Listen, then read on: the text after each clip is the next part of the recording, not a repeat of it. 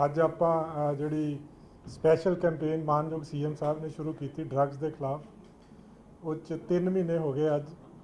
ਔਰ ਇਹ 3 ਮਹੀਨੇ ਬਾਅਦ ਪਹਿਲੀ ਕਾਨਫਰੰਸ ਤੋਂ ਲੈ ਕੇ ਪ੍ਰੈਸ ਕਾਨਫਰੰਸ ਤੋਂ ਲੈ ਕੇ ਅੱਜ 3 ਮਹੀਨੇ ਦਾ ਟਾਈਮ ਹੋ ਗਿਆ।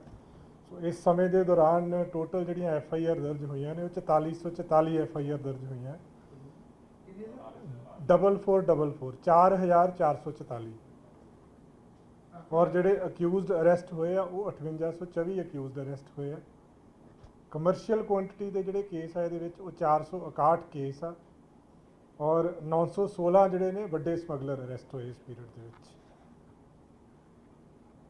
ਮੀਡੀਅਮ ਕੁਆਂਟੀਟੀ ਦੇ 3266 ਕੇਸ ਦਰਜ ਹੋਏ ਆ ਔਰ ਸਮਾਲ ਕੁਆਂਟੀਟੀ ਦੇ 717 ਕੇਸ ਦਰਜ ਹੋਏ ਆ। 3266 ਔਰ ਸਮਾਲ ਕੁਆਂਟੀਟੀ ਦੇ 717 ਕੇਸ।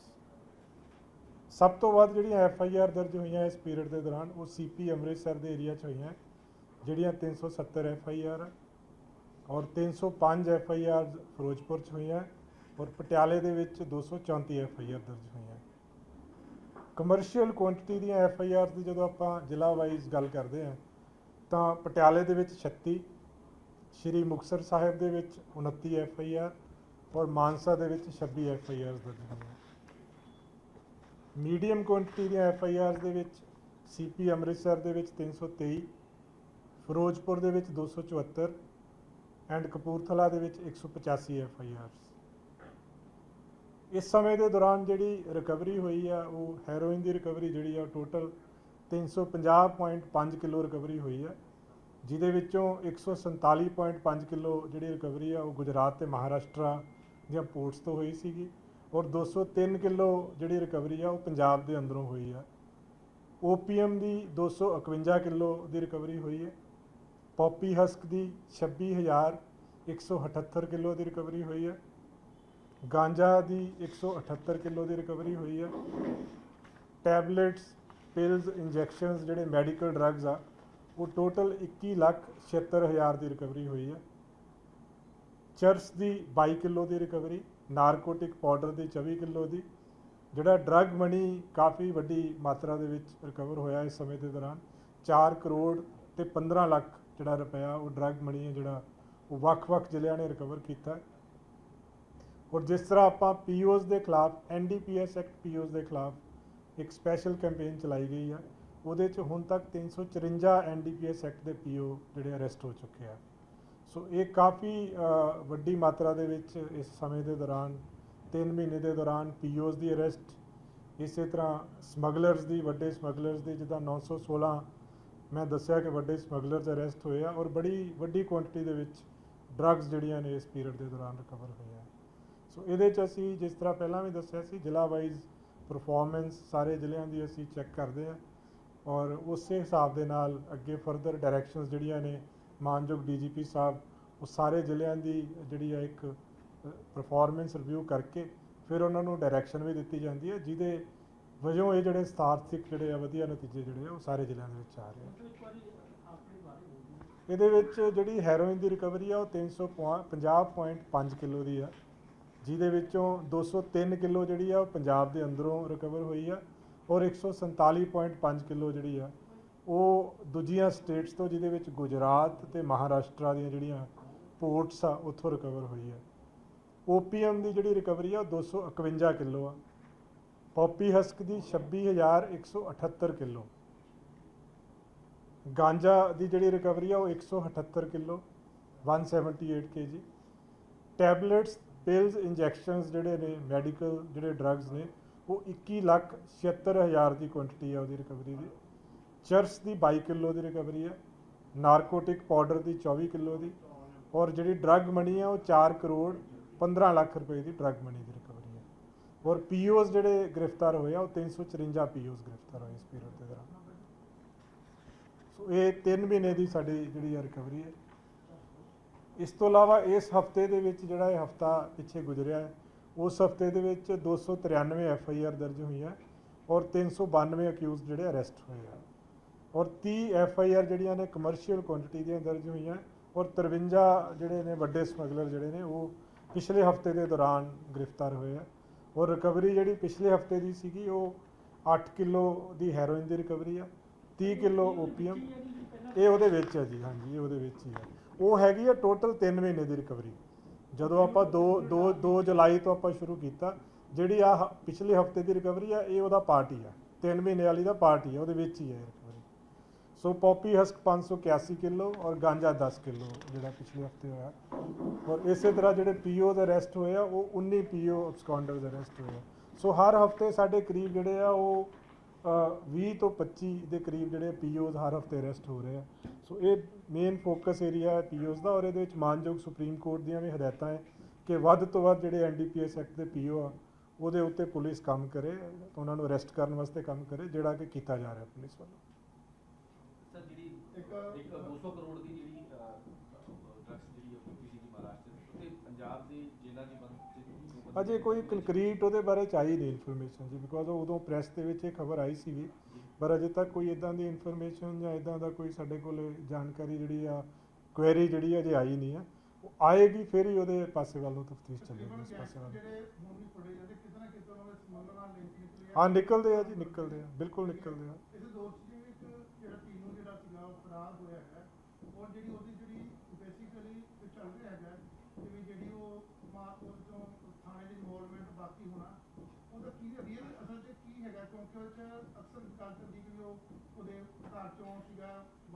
ਸਰ ਕਈ ਚੀਜ਼ਾਂ ਉਹਦੇ ਚ ਆ ਰਹੀਆਂ ਨਹੀਂ, ਉਹਦੇ ਵਿੱਚ ਦੇਖੋ ਜਿਹੜਾ ਉਹ ਇੰਚਾਰਜ ਸੀਗਾ ਸੀਆਈਏ ਦਾ ਪ੍ਰਿਤਪਾਲ ਸਿੰਘ, ਉਹਦੀ ਡਾਇਰੈਕਟ ਉਹਦੇ ਚ ਇਨਵੋਲਵਮੈਂਟ ਆ, ਉਹਦੇ ਕਰਕੇ ਹੀ ਉਹਦੇ ਖਿਲਾਫ ਸਖਤ ਐਕਸ਼ਨ ਲਿਆ ਹੈ। ਉਹਨੂੰ ਐਸਐਸਪੀ ਮਾਨਸਾ ਨੇ 311 ਆਰਟੀਕਲ 311 ਲਾ ਕੇ ਉਹਨੂੰ ਡਿਸਮਿਸ ਕੀਤਾ ਹੈ।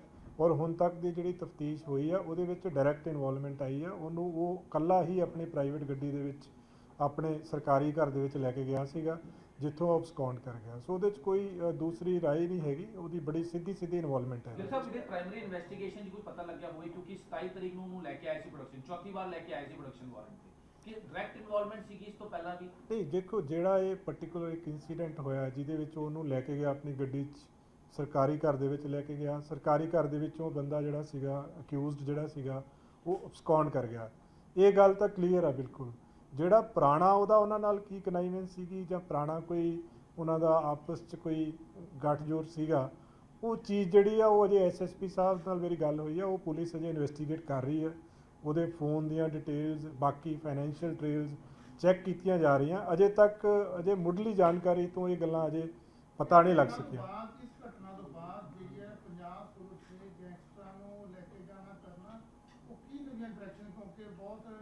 ਨਹੀਂ, ਇਹਦੇ ਬਾਰੇ 'ਚ ਦੇਖੋ ਪ੍ਰੋਟੋਕੋਲ ਜਿਹੜੇ ਨੇ ਸਟੈਂਡਰਡ ਆਪਰੇਟਿੰਗ ਪ੍ਰੋਟੋਕੋਲ ਸੈੱਟ ਨੇ। ਜਿੱਥੇ ਕੋਈ ਹਾਰਡਕੋਰ ਗੈਂਗਸਟਰ ਆ ਉੱਥੇ ਪ੍ਰੋਪਰ ਸਿਕਿਉਰਿਟੀ ਹੋਣੀ ਚਾਹੀਦੀ ਆ।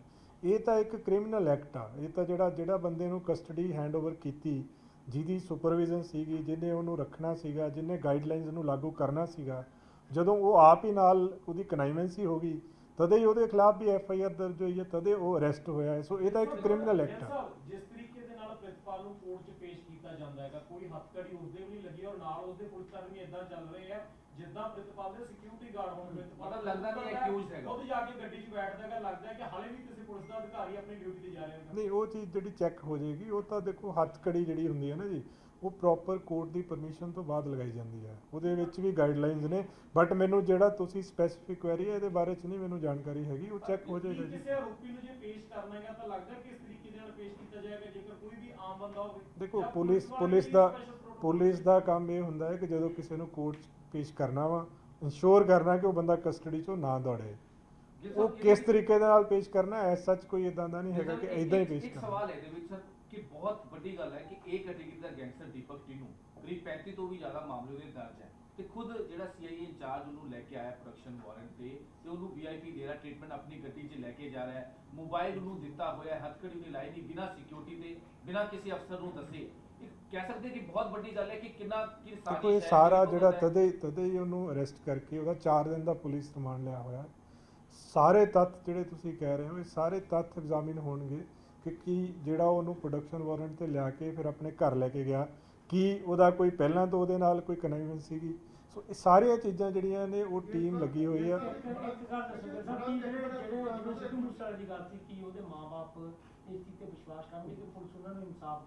ਬਿਲਕੁਲ ਜੀ, ਬਿਲਕੁਲ। ਦੇਖੋ ਇਹਦੇ ਵਿੱਚ ਜੇ ਇੱਕ ਕਿਸੇ ਵੀ ਲੈਵਲ ਦੇ ਅਫਸਰ ਨੇ ਗਲਤੀ ਕੀਤੀ ਹੈ, ਸਭ ਤੋਂ ਸਖਤ ਐਕਸ਼ਨ ਕੀ ਹੁੰਦਾ ਹੈ, ਕਿਸੇ ਦੇ ਖਿਲਾਫ ਪਰਚਾ ਦਰਜ ਕਰਨਾ ਔਰ ਉਹਨੂੰ ਡਿਸਮਿਸ ਕਰਨਾ। ਸੋ ਉਹ ਪੁਲਿਸ ਨੇ ਲੈ ਲਿਆ। ਇਹ ਇੱਕ ਤਰ੍ਹਾਂ ਦਾ ਲੈਸਨ ਆ ਬਾਕੀਆਂ ਵਾਸਤੇ, ਜਿਹੜੇ ਬਾਕੀ ਪੁਲਿਸ ਅਫੀਸ਼ੀਅਲਸ ਜਿਹੜੇ ਇਹਦੀ ਇਨਵੈਸਟੀਗੇਸ਼ਨ ਦੇ ਵਿੱਚ ਪਾਰਟਿਸਿਪੇਟ ਕਰ ਰਹੇ, ਉਹ ਇੱਕ ਤਰ੍ਹਾਂ ਦਾ ਇਹ ਇੱਕ ਡੈਟਰੈਂਟ ਐਕਸ਼ਨ ਹੈ ਕਿ ਇਹ ਇੰਨੀ ਸਖਤ ਕਾਰਵਾਈ ਹੋਊਗੀ।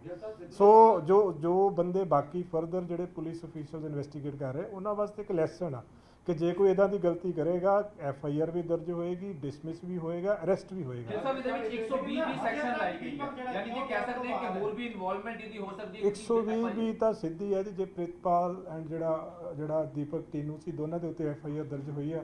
120 ਵੀ ਤਾਂ ਕਨਸਪੀਰੇਸੀ ਦਾ ਹੈ। ਜੇ ਫਰਦਰ ਕਿਸੇ ਦਾ ਰੋਲ ਇਹਦੇ ਵਿੱਚ ਆਏਗਾ ਡਿਊਰਿੰਗ ਇਨਵੈਸਟੀਗੇਸ਼ਨ, ਉਹਦੇ ਖਿਲਾਫ ਵੀ ਕਾਰਵਾਈ ਹੋਏਗੀ। ਜੇ ਪ੍ਰਵਾਸ ਦੀ ਗੱਲ ਕੀਤੀ ਹੈ, ਸੰਤੁਸ਼ਟ ਨਹੀਂ ਹੈ ਤਾਂ CCTV ਫੁਟੇਜ ਲੈਣ ਉੱਤੇ ਮਾਨਸਾ ਪਹੁੰਚੇ ਨੇ। ਜੇ ਚੁਣੀ ਦੀ ਗੱਲ ਕੀਤੀ ਹੈ, CCTV ਫੁਟੇਜ ਲੈਣਗੇ, ਪੁਲਿਸ ਤੇ ਵਿਸ਼ਵਾਸ ਨਹੀਂ ਹੈ ਤਾਂ ਕਾਰਵਾਈ ਨਹੀਂ ਕਰ ਰਹੇ। ਵੀ ਉਹ ਇਹ ਵੀ ਕਹਿ ਰਹੇ ਕਿ ਅਸੀਂ ਨੰਬਰ ਜਾਰੀ ਕਰਾਂਗੇ ਜਲਦੀ ਜਿਹੜੀ ਕਾਰਵਾਈ। ਦੇਖੋ, ਉਹ ਐਪਰੀਹੈਂਸ਼ਨ ਹੁੰਦੀ ਹੈ ਜੀ, ਹਰ ਕੰਪਲੇਨੈਂਟ ਨੂੰ, ਹਰ ਵਿਕਟਿਮ ਨੂੰ ਹੁੰਦੀ ਆ।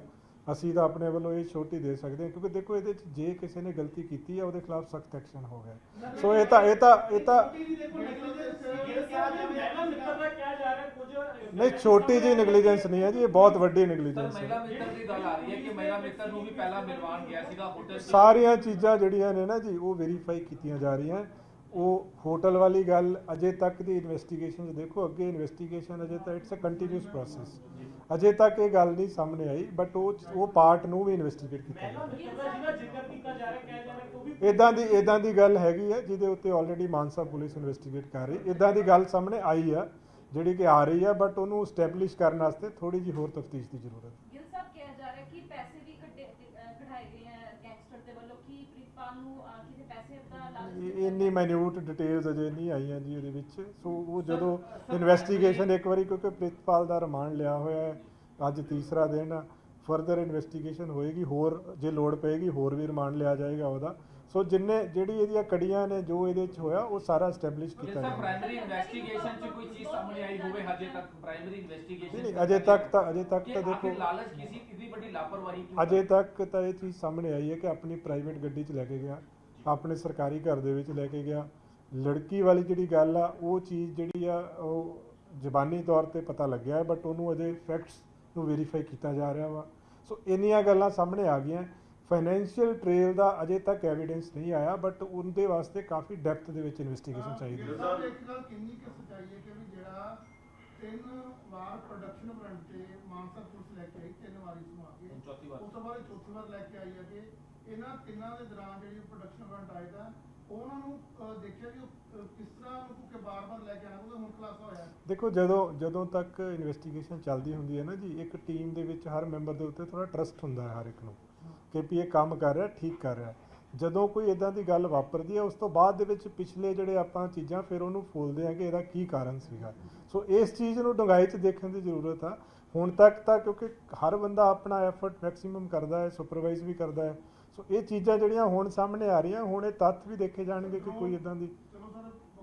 ਗਿੱਲ ਸਾਹਿਬ 2 ਤਰੀਕ ਨੂੰ ਤਰਨਤਾਰਨ ਪੁਲਿਸ ਹਰੀਕੇ ਥਾਣੇ ਦੇ ਵਿੱਚ ਸਮਾਜ ਸੇਵੀ ਲੱਖੇ ਸਿਧਾਣੇ ਦੇ ਖਿਲਾਫ ਪਰਚਾ ਦਿੰਦੀ ਹੈ। NDPS ਐਕਟ ਦੀਆਂ ਧਾਰਾਵਾਂ ਲੱਗੀਆਂ 29 ਤੇ 21, ਔਰ ਲੰਡਾ ਹਰੀਕੇ, ਜਿਸ ਦਾ ਕਿਹਾ ਜਾਂਦਾ ਕਿ ਪੰਜਾਬ ਪੁਲਿਸ ਇੰਟੈਲੀਜੈਂਸ ਹੈੱਡਕੁਆਟਰ ਦੇ ਵਿੱਚ ਉਹ ਸਾਜ਼ਿਸ਼ ਕਰਤਾ ਸੀਗਾ, ਉਹਦੇ ਨਾਲ ਉਹਦਾ ਨਾਮ ਜੋੜਿਆ ਜਾਂਦਾ ਲੱਖੇ ਸਿਧਾਣੇ ਦਾ। ਲੱਖਾ ਸਿਧਾਣਾ ਕਹਿੰਦਾ ਕਿ ਉਸ ਨੂੰ ਫਸਾਇਆ ਜਾ ਰਿਹਾ, ਔਰ ਅੱਜ ਹੀ ਲੰਡਾ ਹਰੀਕੇ ਨੇ ਪੋਸਟ ਪਾ ਕੇ ਇੰਸਟਾਗ੍ਰਾਮ ਤੇ ਇਹ ਕਿਹਾ ਕਿ ਸਾਡਾ ਦੁਸ਼ਮਣ ਸੀਗਾ ਲੱਖਾ ਸਿਧਾਣਾ, ਸਾਡਾ ਇਹਦੇ ਨਾਲ ਕੋਈ ਵਾਸਤਾ ਨਹੀਂ ਹੈਗਾ, ਲੈਣਾ ਦੇਣਾ ਦੂਰ ਤੱਕ ਨਹੀਂ ਹੈਗਾ, ਲੇਕਿਨ ਫਿਰ ਵੀ ਲੱਖੇ ਸਿਧਾਣੇ ਦਾ ਜਿਹੜਾ ਨਾਮ ਹੈਗਾ ਉਸ ਪਰਚੇ ਦੇ ਵਿੱਚ ਹੈ। ਮੇਰੀ ਨੌਲੇਜ 'ਚ ਨਹੀਂ ਹੈ ਜੀ, ਮੈਨੂੰ ਚੈੱਕ ਕਰਨਾ ਪਊਗਾ ਇਹ। ਸਰ, ਡਰੋਨ ਰਾਹੀਂ ਜਿਹੜੇ ਬੜਾ ਹਥਿਆਰ ਵੀ ਆ ਰਹੇ ਬਾਰ-ਬਾਰ, ਕਿ ਕਿੰਨੀ ਕਿ ਕੰਮ ਕਾਫੀ ਫਿਰੋਜ਼ਪੁਰ ਵਾਲਾ ਹੋਇਆ, ਅੱਜ ਅੰਮ੍ਰਿਤਸਰ ਰੂਰਲ ਦੇ ਮੌਕਾ ਗਏ ਨੇ। ਡਰੋਨ ਦੀ ਜਿਹੜੀ ਐਕਟੀਵਿਟੀ ਰੋਕਣ ਵਾਸਤੇ ਪੰਜਾਬ ਪੁਲਿਸ ਬੇਸਿਕ ਕੀ ਕਰਦੀ, ਕਿਉਂਕਿ ਦੇਖੋ, ਡਰੋਨ ਦੀ ਜਿਹੜੀ ਹੈ ਨਾ ਜੀ, ਅਜੇ ਤੱਕ ਟੈਕਨੀਕਲੀ ਡਰੋਨ ਨੂੰ ਟਰੈਕ ਕਰਨਾ ਟੈਕਨੀਕਲੀ ਅਜੇ ਤੱਕ ਫੀਜ਼ੀਬਲ ਨਹੀਂ ਹੈਗਾ। ਉਹਦੇ ਵਾਸਤੇ ਜਿਹੜਾ ਪਿੱਛੇ ਵੀ ਆਪਾਂ ਸ਼ੁਰੂ ਕੀਤਾ ਸੀ, ਇੱਕ ਤਾਂ Punjab police the second line of defence ਆ ਬਾਰਡਰ ਦੇ ਸਾਰੇ ਤੇ, ਜਿਹਦੇ ਵਿੱਚ ਜਦੋਂ ਆਪਾਂ ਪਠਾਨਕੋਟ ਤੋਂ ਲੈ ਕੇ ਫਾਜ਼ਿਲਕਾ ਤੱਕ। ਦੂਸਰਾ, ਜਿਹੜੇ ਲੋਕਲ SHOs ਨੇ, ਜਿਹੜੇ ਉਸ ਏਰੀਆ ਦੇ SHOs ਆ, ਉਹਨਾਂ ਨੂੰ ਇਹ ਵੀ ਹਦਾਇਤਾਂ ਕੀਤੀਆਂ ਗਈਆਂ ਕਿ ਪਿੰਡਾਂ ਦੇ ਵਿੱਚ ਪੰਚਾਇਤਾਂ ਨਾਲ ਸੰਪਰਕ ਕਰਕੇ, ਕਿਉਂਕਿ ਜਦੋਂ ਕੋਈ ਮੂਵਮੈਂਟ ਹੁੰਦੀ ਆ ਉਹ ਜ਼ਿਆਦਾਤਰ ਗਰਾਊਂਡ ਲੈਵਲ ਤੋਂ ਪਤਾ ਲੱਗਦੀ ਹੈ। ਔਰ ਤੀਸਰਾ ਹੈਗਾ ਜਿਹੜਾ ਇੰਟੈਲੀਜੈਂਸ ਬੇਸਡ ਹੈ, ਜਿਸ ਤਰ੍ਹਾਂ ਇਹ ਇਨਸੀਡੈਂਟ ਹੁਣ ਤੁਸੀਂ ਆ ਜਿਹੜਾ ਰੀਸੈਂਟਲੀ ਦੇਖਿਆ ਹੈ ਕਿ ਪਹਿਲਾਂ 2 ਬੰਦੇ ਫੜੇ ਗਏ ਸੀਗੇ ਚਮਕੌਰ ਸਾਹਿਬ ਦੇ ਵਿੱਚ, ਇੱਕ ਵੀਜ਼ਾ ਨਾਮ ਦਾ ਬੰਦਾ ਸੀਗਾ, ਇੱਕ ਹੋਰ ਰਣਜੋਤ ਨਾਮ ਦਾ ਬੰਦਾ ਸੀਗਾ। ਉੱਥੋਂ ਇਹ ਪਤਾ ਲੱਗਿਆ ਕਿ ਜਿਹੜੀ RFK ਦੇ ਵਿੱਚ ਜਿਹੜਾ ਡਰੋਨ ਨੇ ਕੁਝ ਵੈਪਨ ਸੁੱਟੇ ਸੀਗੇ ਉਹਦੇ ਨਾਲ ਵੀ ਉਹਨਾਂ ਦਾ ਲਿੰਕ ਨਿਕਲਿਆ। ਉਸ ਤੋਂ ਬਾਅਦ ਇੱਕ ਹਰਪ੍ਰੀਤ ਸਿੰਘ ਨਾਮ ਦਾ ਬੰਦਾ ਅੱਜ ਮੋਗਾ ਪੁਲਿਸ ਨੇ ਅਰੈਸਟ ਕੀਤਾ ਹੈ, ਉਹਦਾ ਵੀ ਲਿੰਕ ਹੈ ਉਹਨਾਂ ਨਾਲ। ਫਿਰ ਇੱਕ ਅੰਮ੍ਰਿਤਸਰ ਪੁਲਿਸ ਨੇ ਅਰੈਸਟ ਕੀਤਾ ਹੈ ਯੋਗਰਾਜ ਯੋਗੀ ਜਿਹੜਾ ਬੰਦਾ ਰਾਜੋਕੇ ਪਿੰਡ ਦਾ। ਸੋ ਇਹ ਸਾਰੀਆਂ ਚੀਜ਼ਾਂ ਜਿਹੜੀਆਂ ਨੇ ਇੱਕ ਤਾਂ ਪ੍ਰੋਐਕਟਿਵਨੈਸ ਦਿਖਾਉਂਦੀਆਂ ਪੰਜਾਬ ਪੁਲਿਸ ਦੀਆਂ, ਜਿਹੜੇ ਸਾਡੀਆਂ ਇੰਟੈਲੀਜੈਂਸ ਏਜੰਸੀਜ਼ ਨੇ ਵਿਦਿਨ ਦੀ ਡਿਪਾਰਟਮੈਂਟ ਜਿਹੜੀਆਂ ਜਿੱਦਾਂ ਸਾਡੀ ਕਾਊਂਟਰ ਇੰਟੈਲੀਜੈਂਸ ਆ ਜਾਂ ਇੰਟਰਨਲ ਸਿਕਿਉਰਿਟੀ ਵਿੰਗ ਆ, ਉਹ ਪੂਰੀ ਤਰ੍ਹਾਂ ਮੁਸ਼ਤੈਦ ਨੇ ਐਕਟਿਵ ਨੇ ਇਸ ਕੰਮ ਦੇ ਉੱਤੇ, ਔਰ ਪੂਰੀ ਨਜ਼ਰ ਪੂਰਾ ਡਾਟਾ ਬੈਂਕ ਹਰ ਬੰਦੇ ਦਾ ਉਹਨਾਂ ਕੋਲੇ ਡਿਟੇਲਸ ਆ, ਕੌਣ ਬੰਦਾ ਕੀ ਕਰ ਰਿਹਾ ਔਰ ਉਸ 'ਤੇ ਨਜ਼ਰ ਰੱਖੀ ਜਾ ਰਹੀ ਹੈ। ਸੋ ਇਹ ਜੁਆਇੰਟ ਆਪਰੇਸ਼ਨਸ ਨੇ ਸਾਰੇ ਜਿਹੜੇ ਕਿ ਕਾਊਂਟਰ ਇੰਟੈਲੀਜੈਂਸ, ਇੰਟਰਨਲ ਸਿਕਿਉਰਿਟੀ ਔਰ ਡਿਸਟ੍ਰਿਕਟ ਪੁਲਿਸ ਦੇ ਨੇ, ਜਿਸ ਤਰ੍ਹਾਂ ਮੋਗਾ 'ਚ ਹੋਇਆ, ਜਿਸ ਤਰ੍ਹਾਂ ਅੰਮ੍ਰਿਤਸਰ ਰੂਰਲ ਦੇ ਵਿੱਚ ਹੋਇਆ। ਔਰ ਇਹਨਾਂ ਦਾ ਜਿਹੜਾ ਲਿੰਕੇਜ ਆ ਉਹ ਇੱਕ ਜਿਹੜਾ ਪਾਰਟ ਆ, ਜਿਹੜਾ ਮੋਗੇ ਵਾਲਾ ਪਾਰਟ ਆ, ਉਹਦੀ ਅਰਸ਼ ਢੱਲਾ ਦੇ ਨਾਲ ਪਾਈ ਗਈ ਹੈ ਲਿੰਕੇਜ। ਜਿਹੜਾ ਅੰਮ੍ਰਿਤਸਰ ਰੂਰਲ ਵਾਲਾ ਹੈ, ਜੋਗਰਾਜ ਵਾਲਾ ਜਿਹੜਾ ਹੈ, ਉਹਨਾਂ ਦੀ ਲਿੰਕੇਜ ਜਿਹੜੀ ਆ ਲੰਡਾ ਦੇ ਨਾਲ ਤੇ ਰਿੰਦਾ ਦੇ ਨਾਲ ਪਾਈ ਗਈ ਹੈ। ਸੋ ਇਹ ਪੂਰੀ ਤਰ੍ਹਾਂ ਐਕਟਿਵ ਆ, ਗਤੀਵਿਧੀਆਂ ਦੀ ਕੋਸ਼ਿਸ਼ ਕੀਤੀ ਜਾਂਦੀ ਹੈ। ਪਰ ਜਿਸ ਤਰ੍ਹਾਂ ਮਾਨਯੋਗ DGP ਸਾਹਿਬ ਨੇ ਵੀ ਦੱਸਿਆ ਕਿ ਪੰਜਾਬ ਪੁਲਿਸ ਬਹੁਤ ਮੁਸ਼ਤੈਦ ਆ, ਲੋਕਾਂ ਦੀ ਸਿਕਿਉਰਿਟੀ ਵਾਸਤੇ ਚਿੰਤਿਤ ਵੀ ਆ, ਐਫਰਟ ਵੀ ਕਰ ਰਹੀ ਹੈ ਔਰ ਇਨਸ਼ੋਰ ਵੀ ਕਰਦੇ ਹਾਂ ਅਸੀਂ ਕਿ ਇਸ ਤਰ੍ਹਾਂ ਦੀ ਕੋਈ ਐਕਟੀਵਿਟੀ ਜਿਹੜੀ ਆ ਉਹਨੂੰ ਅੰਜਾਮ ਤੱਕ, ਜਿਹੜਾ ਗਲਤ ਅੰਜਾਮ ਤੱਕ ਬਿਲਕੁਲ ਨਹੀਂ ਪਹੁੰਚਣ ਦਿੱਤਾ ਜਾਏਗਾ। ਸਭ ਜਿਹੜੀ ਵੀ ਹੁਣ ਚੀਜ਼ ਹੋਈ ਹੈ ਦੀਪਕ ਟਿੰਨੂ ਵਾਲਾ ਇਸ਼ੂ, ਕਿਉਂਕਿ ਜੱਗੂ ਭਗਵਾਨਪੁਰੀਆ ਵੀ ਪੰਜਾਬ 'ਚ ਹੈ, ਲਗਾਤਾਰ ਇੰਟਰੋਗੇਸ਼ਨ ਕਰੇ, ਲਾਰੈਂਸ ਬਿਸ਼ਨੋਈ ਵੀ, ਸੰਪਤ ਨਹਿਰਾ ਵੀ ਲੈ ਕੇ ਆਏ, ਕਾਲੀ ਸ਼ੂਟਰ ਨੂੰ ਵੀ ਲੈ ਕੇ ਆਏ, ਉਹਨਾਂ ਦੀ ਸਿਕਿਉਰਿਟੀ ਨੂੰ ਲੈ ਕੇ ਕਿਸ ਤਰ੍ਹਾਂ ਉਹਨਾਂ ਦੀ ਦੇਖੋ ਉਹਨਾਂ ਦੀ ਸਿਕਿਉਰਿਟੀ ਕਾਫੀ ਟਾਈਟ ਆ, ਬਟ ਜਿਹੜਾ ਇੰਸੀਡੈਂਟ ਹੋਇਆ ਹੈ ਇਹਨੇ ਇੱਕ ਹੋਰ ਲੈਸਨ ਜਿਹੜਾ ਸਿਖਾ ਦਿੱਤਾ ਹੈ ਕਿ ਕਿਸੇ ਵੀ ਇੱਕ ਇੰਡੀਵਿਜੂਅਲ ਤੇ ਟਰਸਟ ਨਹੀਂ ਕਰਨਾ ਚਾਹੀਦਾ, ਮਲਟੀ ਲੇਅਰਡ ਹੋਣਾ ਚਾਹੀਦਾ ਹੈ, ਕ੍ਰਾਸ ਚੈਕਿੰਗ ਹੋਣੀ ਚਾਹੀਦੀ ਹੈ ਹਰ ਇੱਕ ਦੀ ਸਿਕਿਉਰਿਟੀ ਦੀ। ਕਈ ਵਾਰੀ ਆਪਾਂ ਇੱਕ ਅਫੀਸ਼ੀਅਲ ਦੇ ਉੱਤੇ ਜਿਹੜਾ ਕੋਈ ਕੰਮ ਕਰ ਰਿਹਾ ਹੁੰਦਾ ਹੈ ਕੇਸ ਦੇ ਉੱਤੇ ਜ਼ਿਆਦਾ ਟਰਸਟ ਕਰ ਲੈਂਦੇ ਆ। ਸੋ ਹਰ ਚੀਜ਼ ਨੂੰ ਕ੍ਰਾਸ ਚੈੱਕ ਸੁਪਰਵਿਜ਼ਨ ਦੀ ਹੋਰ ਜ਼ਿਆਦਾ ਜ਼ਰੂਰਤ ਆ। ਉਸ ਇੰਸੀਡੈਂਟ ਤੋਂ ਬਾਅਦ ਹੋਰ ਜ਼ਿਆਦਾ ਚੌਕਸ ਹੋ ਗਿਆ। ਨਹੀਂ ਇਹ ਤਾਂ ਆਟੋਮੈਟਿਕ ਹੁੰਦਾ ਹੈ ਜੀ, ਇਹ ਤਾਂ ਉਸੇ ਦਿਨ ਹੀ ਹੋ ਗਿਆ, ਜਿਸ ਦਿਨ ਇਹ ਹੋਇਆ ਇੰਸੀਡੈਂਟ ਨੈਕਸਟ ਡੇ, ਉਸੇ ਦਿਨ ਨੈਕਸਟ ਡੇ DGP ਸਾਹਿਬ ਨੇ ਇੱਕ ਸਾਰੇ SSP CPs ਨਾਲ ਸੀਨੀਅਰ ਆਫੀਸਰਸ ਨਾਲ ਮੀਟਿੰਗ ਕਰਕੇ ਆਲਰੇਡੀ ਇੰਸਟਰਕਸ਼ਨਸ ਪਾਸ ਕਰਤੀਆਂ ਔਰ ਹੋਰ ਕਲੋਜ਼ਲੀ ਮੋਨੀਟਰ ਕੀਤਾ ਜਾ ਰਿਹਾ ਹਰ ਬੰਦੇ ਨੂੰ। ਜਿੰਨੇ ਬੰਦੇ ਕਸਟਡੀ 'ਚ ਨੇ, ਜਿਹੜੇ ਹਾਰਡਕੋਰ ਕ੍ਰਿਮੀਨਲਸ ਨੇ, ਜਿਸ ਤਰ੍ਹਾਂ ਦਾ ਇਹ ਦੀਪਕ ਟਿੰਨੂ ਸੀਗਾ, ਉਸ ਤਰ੍ਹਾਂ ਦੇ ਜਿਹੜੇ ਕ੍ਰਿਮੀਨਲਸ ਨੇ ਉਹਨਾਂ ਦੀ ਬਹੁਤ ਕਲੋਜ਼ਲੀ ਸੁਪਰਵਾਈਜ਼ ਕੀਤਾ ਜਾ ਰਿਹਾ ਕਿ ਉਹਨਾਂ ਦੀਆਂ ਕੀ ਐਕਟੀਵਿਟੀਜ਼ ਹੈ ਥਰੂ ਆਊਟ ਥਾਣੇ ਤੱਕ। ਈਵਨ ਥਾਣੇ 'ਚ ਵੀ ਜੇ ਰਾਤ ਰੱਖਿਆ ਹੈ ਜਾਂ ਕਿਤੇ CIA ਸਟਾਫ 'ਚ ਰੱਖਿਆ ਹੈ ਤਾਂ ਉਹ ਸੀਨੀਅਰ ਆਫੀਸਰਸ ਦੀ ਡਿਊਟੀ ਲਗਾਈ ਕਿ ਉਹਨੂੰ ਚੈੱਕ ਕਰਨ, ਔਰ ਜੇ ਉਹਨੂੰ ਉੱਥੋਂ ਕਿਤੇ ਲੋਕੇਟ ਕਰਨਾ, ਲੈ ਕੇ ਜਾਣਾ ਹੈ ਕਿਸੇ ਵੀ ਰਿਕਵਰੀ ਵਾਸਤੇ, ਤਾਂ ਇਹ ਇੱਕ ਬੰਦੇ ਤੇ ਡਿਪੈਂਡੈਂਟ ਨਾ ਹੋਵੇ ਆਪਰੇਸ਼ਨ।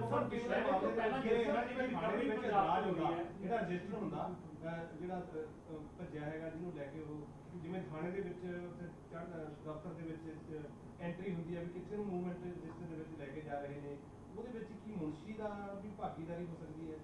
ਨਹੀਂ, ਉਹ ਚੀਜ਼ਾਂ ਚੈੱਕ ਕਰਨੀਆਂ ਪੈਣਗੀਆਂ ਜੀ ਅਜੇ, ਕਿਉਂਕਿ ਦੇਖੋ ਜਦੋਂ ਇੱਕ ਯੂਨਿਟ ਹੁੰਦਾ ਨਾ ਜੀ, ਚਾਹੇ ਉਹ CIA ਹੋਵੇ, ਥਾਣਾ ਹੋਵੇ, ਜਿਹੜਾ ਉਹਦਾ ਇੰਚਾਰਜ ਹੈ ਨਾ ਜੀ, ਉਹਦੀ ਰਿਸਪੌਂਸਿਬਿਲਿਟੀ ਹੁੰਦੀ ਆ।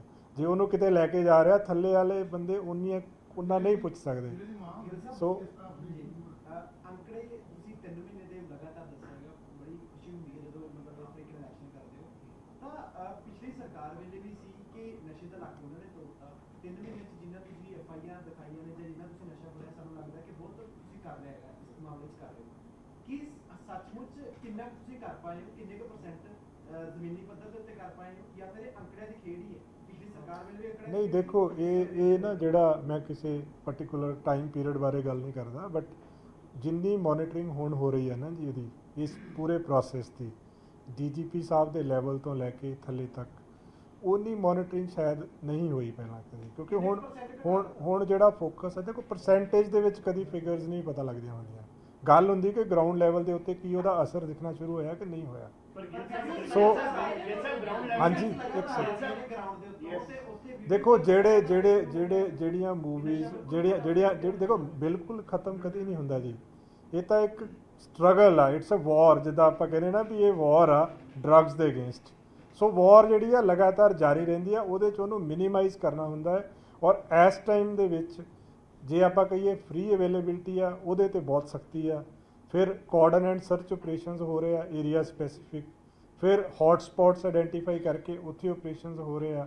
ਵੀਡੀਓਜ਼ ਜਿਹੜੀਆਂ ਆਉਂਦੀਆਂ, ਜੇ ਕੋਈ ਵੀਡੀਓ ਆਉਂਦੀ ਆ ਉਹਨੂੰ ਇੰਨਾ ਸੀਰੀਅਸਲੀ ਦੇਖਿਆ ਜਾਂਦਾ ਕਿ ਮਾਈਨਿਊਟ ਲੈਵਲ ਤੱਕ ਜਾ ਕੇ ਦੇਖਿਆ ਜਾਂਦਾ ਕਿ ਉਹਦੀ ਕਈ ਵੀਡੀਓਜ਼ ਦੇ ਵਿੱਚ ਸੱਚਾਈ ਨਹੀਂ ਵੀ ਪਾਈ ਗਈ, ਪਰ ਜਿੱਥੇ ਜਿੱਥੇ ਸੱਚਾਈ ਪਾਈ ਜਾਂਦੀ ਆ, ਕਿਹੜੇ ਏਰੀਏ ਨੂੰ ਬਿਲੋਂਗ ਕਰਦੇ ਆ, ਕਿੱਥੋਂ ਉਹਦੀ ਜੇ ਉਹਨੇ ਡਰੱਗਸ ਲਈ ਤਾਂ ਕਿੱਥੋਂ ਲਈ ਹੋ ਸਕਦੀ। ਸੋ ਹਰ ਚੀਜ਼ ਨੂੰ ਦੇਖੋ, ਇਹ ਇੱਕ ਕਨਸਟੈਂਟ ਸਟਰਗਲ ਹੁੰਦੀ ਆ। ਇਹ ਕਦੀ ਆਪਾਂ ਇਹ ਨਹੀਂ ਕਹਿੰਦੇ ਵੀ ਅੱਜ ਇੰਨੀ ਤਰੀਕ ਨੂੰ ਖਤਮ ਹੋ ਗਿਆ। ਇਹ ਤਾਂ ਇਹ ਹੈ ਕਿ ਤੁਹਾਡੀ ਨੀਅਤ ਸਾਫ਼ ਹੋਣੀ ਚਾਹੀਦੀ ਹੈ ਵੀ ਤੁਸੀਂ ਇਸ ਕੰਮ ਦੇ ਉੱਤੇ ਲੱਗੇ ਹੋਏ ਹੋ।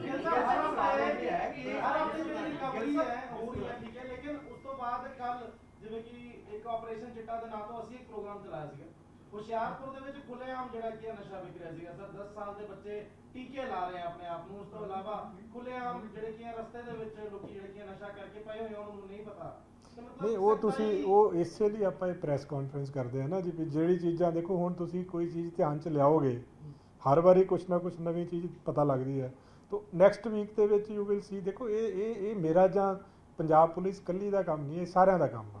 ਇਹ ਤੁਹਾਡਾ ਵੀ ਕੰਮ ਆ, ਸਾਡਾ ਵੀ ਕੰਮ ਆ, ਪਬਲਿਕ ਦਾ ਵੀ ਕੰਮ ਆ, ਹਰ ਬੰਦੇ ਦਾ ਯੋਗਦਾਨ ਚਾਹੀਦਾ।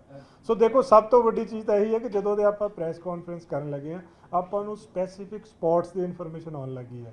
ਲੋਕੀ ਫੋਨ ਕਰਕੇ ਦੱਸਦੇ ਕਿ ਇਸ ਜਗ੍ਹਾ ਤੇ ਹੋ ਰਿਹਾ, ਔਰ ਜਿਹੜੀ ਜਗ੍ਹਾ ਦੇ ਉੱਤੇ ਇੱਕ ਵਾਰੀ ਇਨਫੋਰਮੇਸ਼ਨ ਆ ਜਾਂਦੀ ਆ, ਕਾਫੀ ਚਾਂਸ ਹੁੰਦਾ ਕਿ ਫਿਊਚਰ ਦੇ ਵਿੱਚ ਉੱਥੇ ਸਖਤੀ ਹੋ ਕੇ ਖਤਮ ਹੋ ਜਾਂਦਾ ਹੈ। ਸੋ ਜਿਸ ਤਰ੍ਹਾਂ ਅੰਮ੍ਰਿਤਸਰ ਦੇ ਇੱਕ ਏਰੀਏ ਦੇ ਵਿੱਚ ਇੱਕ ਵੀਡੀਓ ਸਰਕੂਲੇਟ ਹੋਈ ਸੀ, ਉਸ ਤੋਂ ਬਾਅਦ ਹੁਣ ਤੁਸੀਂ ਫੀਡਬੈਕ ਲਓਗੇ ਤਾਂ ਤੁਹਾਨੂੰ ਉੱਥੋਂ ਪੋਜ਼ਿਟਿਵ ਫੀਡਬੈਕ ਮਿਲੇਗਾ। ਹਰਿਆਣਾ ਸਰਕਾਰ ਨੂੰ ਬੰਬੀਹਾ ਗੈਂਗ ਨੇ ਧਮਕੀ ਦਿੱਤੀ ਹੈ, ਕਿਸੇ ਗੈਂਗਸਟਰ ਦਾ ਘਰ ਢਾਇਆ ਗਿਆ ਸੀ, ਤਾਂ ਕਿਵੇਂ ਦੇਖਦੇ ਹੋ?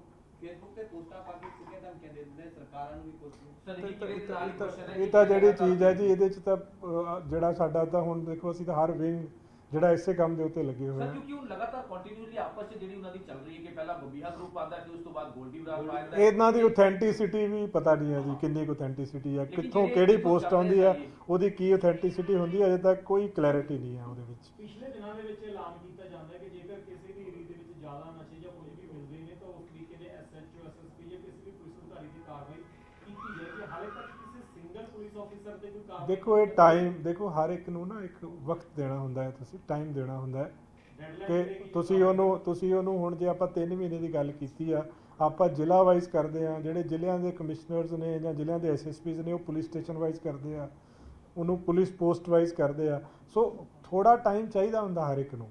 ਤਿੰਨ ਨਹੀਂ ਮੈਂ ਕਹਿੰਦਾ ਕੀ ਡੈਡਲਾਈਨ ਆ, ਬਟ 3 ਮਹੀਨੇ ਆਪਾਂ ਨੂੰ, ਅਜੇ 3 ਮਹੀਨੇ ਹੋਏ ਆ ਇਸ ਕੈਂਪੇਨ ਨੂੰ ਸ਼ੁਰੂ ਕੀਤੇ ਹੋਏ। ਕੋਈ ਇੱਕ ਹਫਤਾ ਚੰਗੀ ਅਚੀਵਮੈਂਟ ਦਿੰਦਾ ਵਾ, ਕਿਸੇ ਨੂੰ 15 ਦਿਨ ਲੱਗਦੇ ਆ, ਕਿਸੇ ਨੂੰ 20 ਦਿਨ ਲੱਗਦੇ ਆ। ਸੋ ਇੱਕ ਟਾਈਮ ਆ, ਇਹ ਅਜੇ ਆਪਾਂ ਅਜੇ ਤੱਕ ਸਾਰਿਆਂ ਨੂੰ ਮੋਨੀਟਰ ਕਰ ਰਹੇ ਆ, ਪਰ ਅਜੇ ਤੱਕ ਕੋਈ ਇਦਾਂ ਦੀ ਗੱਲ ਸਾਹਮਣੇ ਨਹੀਂ ਆਈ ਕਿ ਕਿਸੇ ਵੱਲੋਂ ਨੈਗਲੀਜੈਂਸ ਹੋਵੇ। ਸਰ, ਇੱਕ ਸਵਾਲ ਹੋ ਰਿਹਾ ਕਿ ਪਟਿਆਲਾ 'ਚ ਤੈਨਾਤ ਇੱਕ ਡੀਐਸਪੀ ਦੇ ਮਾਮਲਾ ਦਰਜ ਹੋ ਗਿਆ ਸਰ 376 ਪਾਸਾ। ਉਹ ਤਾਂ ਕੋਈ ਪ੍ਰਾਈਵੇਟ ਕਿਸੇ ਨੇ ਕੰਪਲੇਂਟ ਕੀਤੀ ਹੈ ਜੀ, ਜੋ ਲਾਅ ਦੇ ਮੁਤਾਬਕ ਬੰਦਾ ਹੈ ਉਹ ਐਫਆਈਆਰ ਦਰਜ ਹੋ ਗਈ ਹੈ। ਫਰਦਰ ਜੋ ਇਨਵੈਸਟੀਗੇਸ਼ਨ ਜਿਹੜੀ ਆ ਉਹਦੀ ਤੱਥਾਂ ਦੇ ਆਧਾਰ ਤੇ ਕੀਤੀ ਜਾਏਗੀ, ਜੋ ਸਹੀ ਹੋਏਗਾ ਉਹ ਹੋ ਜਾਏਗਾ। ਜੱਟ ਤੇ ਇੱਕ ਦੁਨੀਆ ਦੇ ਵਿੱਚ ਆਪਸ ਵਿੱਚ ਗੈਂਗਵਾਰ ਹੋਣਾ ਸੀ, ਗ੍ਰਿਫਤਾਰ ਕੀਤੇ ਸੀ, ਉਹਨਾਂ ਦੇ ਵਿੱਚ ਕੋਈ ਲੱਗਿਆ ਪਤਾ ਹੀ ਨਹੀਂ, ਇੰਨਾ ਸਪੈਸੀਫਿਕ ਨਹੀਂ ਇੱਕ ਪਤਾ। ਇੱਕ ਸੈਂਸਿਟਿਵ ਮੈਟਰ ਹੁੰਦਾ ਜਦੋਂ ਤੁਸੀਂ ਪਰਚਾ ਕੱਟਦੇ ਹੋ ਜੀ, ਜੋ ਵੀ ਹੈ ਉਸ ਤੋਂ ਬਾਅਦ ਅਦਾਲਤ ਜਾਂਦਾ ਹੈ। ਜਿਨ੍ਹਾਂ ਅਦਾਲਤਾਂ ਦੇ ਵਿੱਚ ਕਿਸੇ ਨਾ ਕਿਸੇ ਕਾਰਨ ਜਿਹੜੀ ਹੈ ਜੋ ਵੀ ਹੈ ਰਿਪੋਰਟਾਂ ਕਰਕੇ ਜਿਹੜੀ ਬਰੀ ਹੋ ਜਾਂਦੇ ਨੇ, ਇਹਦੀ ਮੈਟਰ ਦੇਖੋ ਜਿਹੜੇ ਕੇਸ ਇਹਦੇ 'ਚ ਹਾਂ ਮੈਂ ਤੁਹਾਡਾ ਕੁਐਸਚਨ ਸਮਝ ਗਿਆ ਬਾਜਵਾ ਜੀ। ਜਿਹੜੇ ਕੇਸ ਵੀ ਬਰੀ ਹੁੰਦੇ ਆ ਉਹਦੇ ਵਿੱਚ ਇੱਕ ਕਮੇਟੀ ਬਣੀ ਹੁੰਦੀ ਹੈ ਜਿਹਦੇ ਵਿੱਚ ਪ੍ਰੋਸੀਕਿਊਸ਼ਨ ਦਾ ਵੀ ਇੱਕ ਆਫੀਸਰ ਹੁੰਦਾ ਹੈ, ਪੁਲਿਸ ਦਾ ਆਫੀਸਰ ਹੁੰਦਾ ਹੈ। ਉਹ ਹਰ ਜਜਮੈਂਟ ਨੂੰ ਐਨਾਲਾਈਜ਼ ਕਰਦੇ ਆ।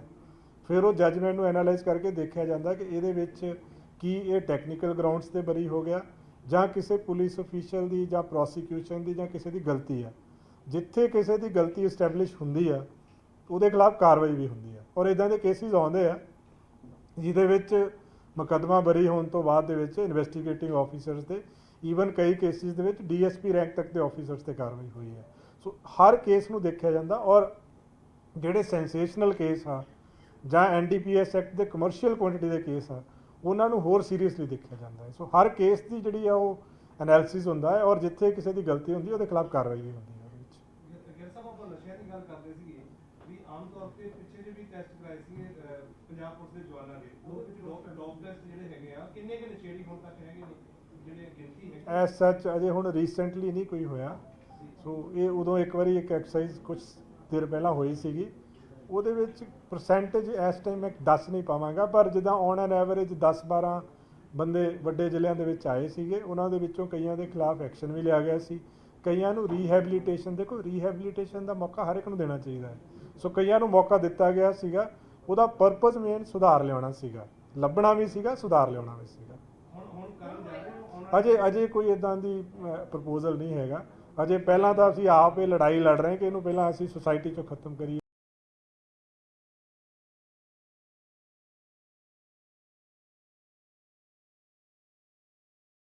ਲੱਗਦਾ ਕਿ ਪੰਜਾਬ ਦੇ ਫੈਸਟੀਵਲ ਸੀਜ਼ਨ ਤਾਂ ਫਿਰ ਉਹ ਬਿਲਕੁਲ ਸੇਫ